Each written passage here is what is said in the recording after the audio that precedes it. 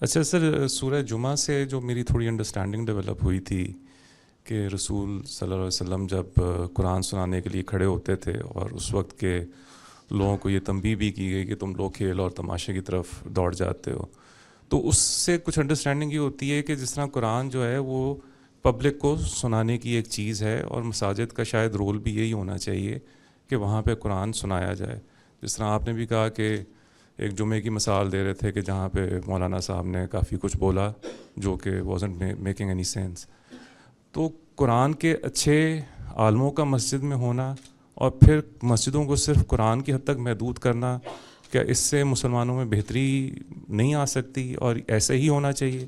وہاں قرآن پڑھنا زیر بحث نہیں ہے. سورہ جمعہ میں تو یہ بات نہیں کہی گئی کہ قرآن رسول اللہ پڑھ رہے تھے اور لوگ چلے گئے. آپ پھر سورہ جمعہ کو پڑھیں، وہاں ذکر اللہ کے الفاظ ہیں، اللہ کی یاد دہانی کرائی جا رہی تھی. اور ظاہر ہے کہ خطبات میں قرآن بھی پڑھا جاتا رہا ہے، رسول اللہ ہی پڑھتے رہے ہیں، اور اللہ کی یاد دہانی. الفاظ ہی ہیں فَسْعَوْا إِلَىٰ ذِكْرِ اللّہ، اللہ کی یاد دہانی کی طرف آؤ. تو یہ تو معلوم ہوتا ہے کہ جمعے کے خطبے کا موضوع ذکر اللہ ہونا چاہیے. یہ بالکل ٹھیک ہے، اور ذکر اللہ میں سب سے بڑی چیز قرآن ہے. لہٰذا اگر اس کا بڑا کانٹینٹ قرآن بنے تو یہ بالکل ٹھیک منشا کے مطابق ہوگا. پابندی البتہ یہ نہیں ہے کہ صرف قرآن پڑھیں، آپ کوئی اور چیز نہ پڑھیں. ظاہر ہے ریاست کی اپنی کچھ ضرورتیں ہوتی ہیں، لوگوں سے بات کرنی ہے، کچھ معاملات ہو سکتے ہیں.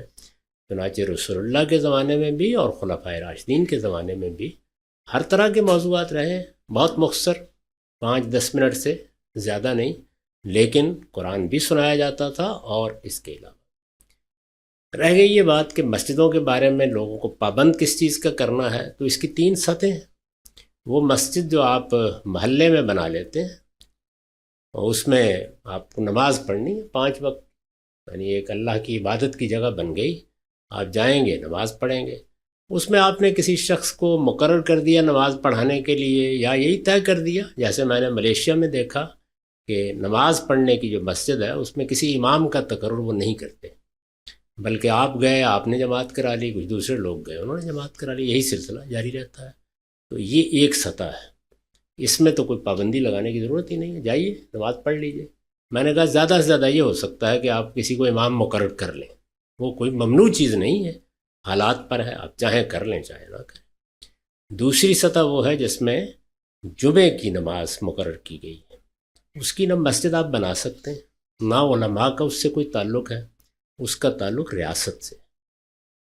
یعنی مسلمانوں کا جو نظم اجتماعی ہے، جو ان کی جماعت ہے بحیثیت جماعت، اس کے ذمہ دار لوگوں کو، یا ہماری اصطلاح کے مطابق ارباب حل و عقد کو جمعے کا خطبہ دینا ہے، انہی کو آ کے نماز پڑھانی ہے. وہ اپنا کوئی نمائندہ مقرر کریں یا خود آ جائیں. اس وجہ سے جب وہ خود آئیں گے تو ان کو طے کرنا ہے کہ آج 5-7 منٹ کا جو خطبہ دینا ہے اس میں کیا باتیں کہنی ہیں، یہ ان کو طے کرنا ہے. اس کا کوئی تعلق علماء سے نہیں ہے. علماء نے جمعے کے ممبر پر غاصبانہ قبضہ کر رکھا ہوا ہے، جیسے بہت سی زمینوں پر قبضہ کر رکھا ہے اور اس میں مسجدیں بنا دی ہیں، اور اس کو ڈھا دیں تو وہ میدان میں آ جاتے ہیں. یہ جمعے کا ممبر ان کے لیے، عیدین کا ممبر بھی مسلمانوں کے نظم اجتماعی کے لیے. یہ دوسری سطح ہے. تیسری سطح یہ ہے کہ ہم نے اپنے محلے میں ایک مسجد بنا دی، ہم نے جمعے کے لیے ایک مسجد بنا دی. ظاہر ہے کہ مسجد کا ایک دوسرا پہلو یہ ہے کہ اس کو دین کی تعلیم کا ذریعہ ہونا چاہیے. ہمارے لیے تو اولین مکتب گویا وہ بن جاتا ہے، اس میں کوئی پابندی عائد نہیں کی گئی. میں چاہوں میں اس محلے میں رہتا ہوں، میں نے منگل کا دن منتخب کر لیا، آپ مجھ سے کچھ سیکھنا چاہتے ہیں آئیے سیکھ لیجیے. کسی نے بدھ کا دن مقرر کر لیا. چنانچہ آپ اپنی ابتدائی تاریخ میں پڑھیں تو علماء نے مسجد میں مختلف زاویے اور گوشے منتخب کیے ہوتے تھے. یہ معلوم ہوتا ہے کہ امام مالک اس جگہ مسجد نبوی میں بیٹھ کے درس دیتے تھے، فلاں اس جگہ دیتے. حرم میں آپ جائیں تو آپ بھی اس کا آپ کو ایک نظارہ کرنے کا موقع ملتا ہے. تو یہ تیسری سطح ہے.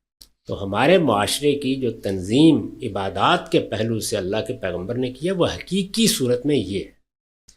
کوشش کرنی چاہیے کہ